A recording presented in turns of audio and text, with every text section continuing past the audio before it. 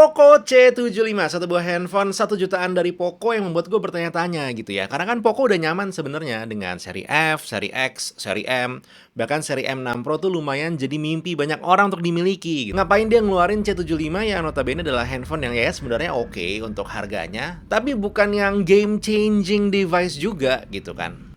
Kayaknya gue tahu deh jawabannya. Yuk kita bahas. Bismillah, assalamualaikum warahmatullahi wabarakatuh. Barengan sama Nobo di sini. Dan ya, gue biasa ngebahas tentang dunia teknologi, termasuk si Poco C75 yang jadi topik pembahasan kita hari ini. Handphone seharga 1 jutaan dari Poco. Ngapain? Kalau dipikir-pikir nih, gue merenung agak lama. Sepertinya sih jawabannya nggak jauh-jauh dari yang pertama, itu ngepung pasar. Jadi Poco pengen punya handphone yang harganya nggak nyampe 1,4 juta, tapi mereknya udah Poco. Yang kedua, menurut gue adalah Poco pengen memperpendek waktu untuk lo mewujudkan mimpi lo punya handphone dengan merek harus Poco. Karena kan kita harus akuin lah, Poco ini udah lebih dari sekedar handphone sekarang ya. Karena emang ada lifestyle dan juga ada attitude tertentu yang nempel banget sama Poco. Dan kalau lo merasa terwakili, pengen punya Poco, budgetnya 1 jutaan lagi-lagi. Nah, nggak harus nunggu nabung lama-lama buat seri M, seri C75 udah bisa langsung dimiliki. Sebenarnya sih jawabannya simple, hanya itu aja. Pertanyaan lanjutannya adalah, di harga 1 jutaan, gimana performa Poco C75? Nah, itulah fungsi video ini jadi lebih panjang. Oke, dari sisi harga, Poco C75 berani ya. Hadir dengan harga 1,4 juta kurang 1000 atau 1399, dia udah bisa ngasih varian 6128. Sementara untuk yang 826 itu dimulai di harga 1,699 atau 1,7 kurang 1000. Spesifikasinya sendiri sebenarnya handphone ini udah lumayan untuk kelasannya. Menggunakan chipset MediaTek Helio G81 Ultra, RAM-nya 6128 atau 8256 dengan teknologi RAM LPDDR4X dan untuk storage-nya eMMC 5.1.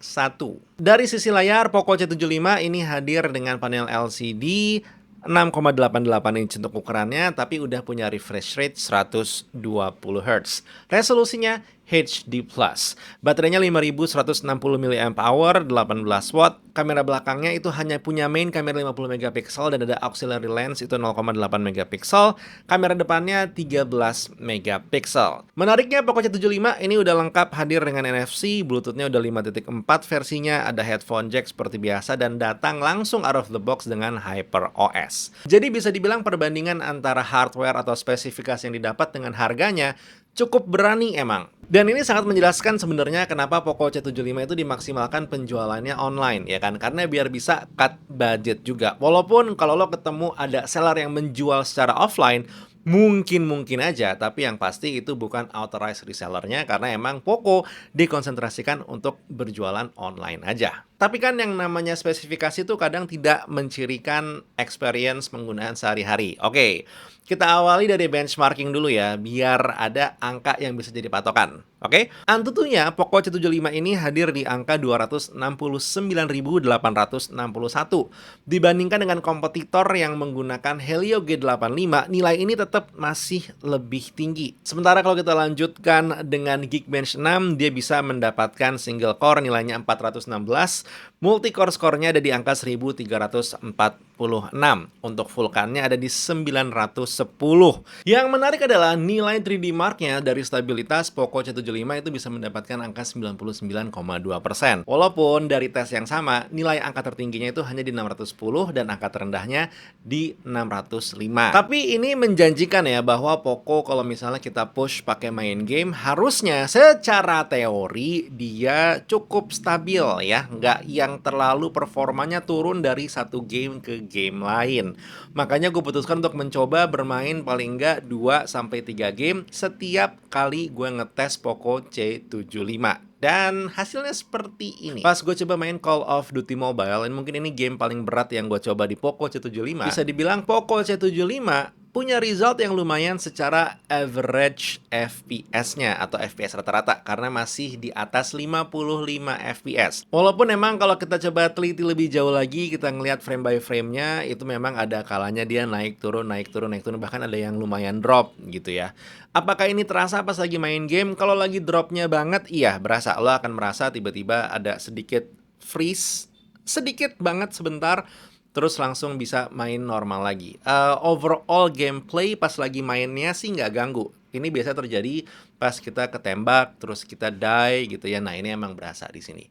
Sementara kalau kita rubah ke game MLBB yang sedikit lebih ringan untuk Poco C75, ini jalannya smooth-smooth aja. Rasa pas mainnya itu sih aman-aman aja ya, walaupun emang lagi-lagi kalau kita ngelihat ke bagian frame by frame-nya, ya dia terlihat ada geradakan terutama pas lagi war. Jadi dari sisi gaming, walaupun jelas handphone ini bukan handphone gaming, cuman kalau buat casual gamer atau bermain-main game kasual aja kayak MLBB dan juga CODM sesekali, jatuhnya masih aman. Sementara kalau kita beralih ke penggunaan sehari-hari sih, ya handphone ini udah aman banget. Terutama kalau lo yang memilih menggunakan handphone ini untuk admin atau WhatsApp-an gitu ya.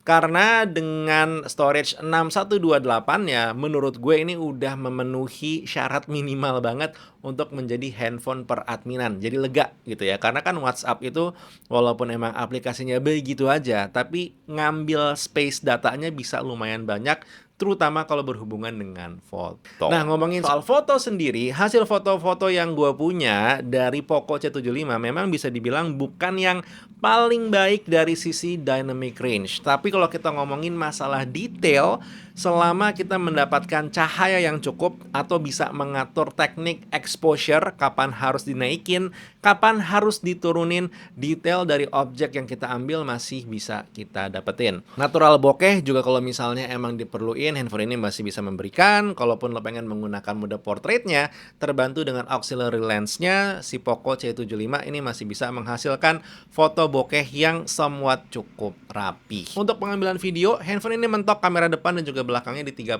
fps 1080 dengan hasil seperti ini. Oke, ini dia untuk hasil kamera depannya Poco C75. Silahkan didengarkan juga untuk audionya seperti apa dan kayak gimana. Pencahayaan lagi cukup ya, karena lagi ada lampu di sebelah sana, jadi cukup terang. Sementara kalau untuk hasil kamera belakangnya seperti ini. Nah, ini dia hasil perekaman kamera belakangnya Poco C75. Hasilnya seperti ini. Silahkan dilihat warnanya, didengar suaranya. Ini lagi agak harsh karena ada lampu di sana. Kalau gua melawan lampu, kurang lebih jadi seperti ini gambarnya. Satu hal yang mungkin harus di-highlight adalah untuk kameranya sendiri. Poco C75, baik kamera depan dan juga kamera belakang, perekamannya ini mentok di 1080 30 fps. Lagi-lagi satu hal yang masih jadi umum untuk di handphone dengan harga 1 jutaan. Suka ada yang menanyakan masalah baterai kalau kita terus-terusan menggunakan handphone ini untuk live streaming misalnya. Sayangnya gue belum memiliki jawaban untuk hal itu, tapi untuk masalah baterai, di saat gue coba main Call of Duty Mobile selama 20 menit, dia mengalami pengurangan daya 6%. Sementara untuk MLBB, kalau main 15 menit, lo mengalami pengurangan daya sebanyak 5%. TikTokan selama setengah jam, pengurangan daya handphone ini ada di area 6%. Sementara kalau dipakai YouTubean selama 30 menit, pengurangan daya handphone ini ada di angka 9%. Nah, dari sisi pengisian dayanya sendiri, handphone ini emang datang dengan charger 33 watt. Tapi kemampuan ngecharge-nya itu berhenti di 18 watt aja. Jadi pas gua ngetes nih, ngisi daya selama 1 jam, start 12%, 1 jam kemudian dia ada di posisi 65%. Secara keseluruhan performanya, memang si Poco C75 ini ada beberapa hal yang cakep, ada beberapa hal yang ada komprominya. Dan menurut gue ini nggak papah banget, karena balik lagi, harga dari handphonenya itu ada di 1,4 juta kurang 1000 atau 1399 untuk varian 6128. Jadi performa seperti ini dengan spesifikasi seperti ini sih hitungannya udah cukup ya. Yang menurut gue agak dikasih lebih oleh Poco di handphone ini itu adalah bagian desain belakangnya. Poco C75 ini hadir dengan desain two-tone atau permainan dua warna seperti ini. Yang gue pegang ini warna hitam dan lo bisa ngeliat sendiri ya, ada bagian hitam glossy-nya dengan glitter-glitternya dan di bagian bawah hitam doff juga hadir dengan tekstur. Sementara untuk kamera bump-nya sendiri, walaupun emang hanya ada satu main kamera dan tidak ada ultra wide angle atau tele kamera di sini, tapi ya bolehlah ngasih kesan seakan-akan handphone ini punya kamera banyak ya. Kalau kita lihat di bodi bagian depannya, memang secara desainnya Poco C75 ini memilih melakukan kompromi di bagian desain layar dengan masih menggunakan dot display atau water drop notch sebutan umumnya, dan juga bezel yang masih bisa dibilang lumayan lebar apalagi di bagian dagunya. Tapi ya balik lagi lah, untuk varian harga 1399 desain seperti ini masih masuk akal. Untungnya, handphone ini masih hadir dengan NFC, plus nggak ketinggalan untuk speakernya sendiri, walaupun hanya mono ya, tapi udah ada teknologi yang ngebikin secara suaranya dia lebih loud atau lebih besar. Jadi ya kalau ditanya gimana performa C75 untuk hari-hari, ya hitungannya ya aman-aman aja. Kalau lo bukan seorang power user yang terbiasa dengan handphone seharga 3 atau bahkan 4-5 juta ke atas. Kalau lo biasa nih main dengan handphone di kelasan Poco X6 atau mungkin Poco F6 bahkan, ya udah, lo mungkin ketemu C75 berasa agak gimana gitu ya. Cuman kalau sebelumnya lo datang dari handphone generasi sebelumnya di harga sejutaan juga, yang ini sih upgrade-nya masih oke ya, karena rasanya masih enak untuk sehari-hari. Walaupun kalau lo pengen punya mimpi untuk beli Poco M6 Pro di harga 2699, itu jadi sebuah mimpi yang bagus ya. Karena emang dia jadi standar Poco yang menurut gue harganya terbaik dengan performa yang juga cakep. Itu sih.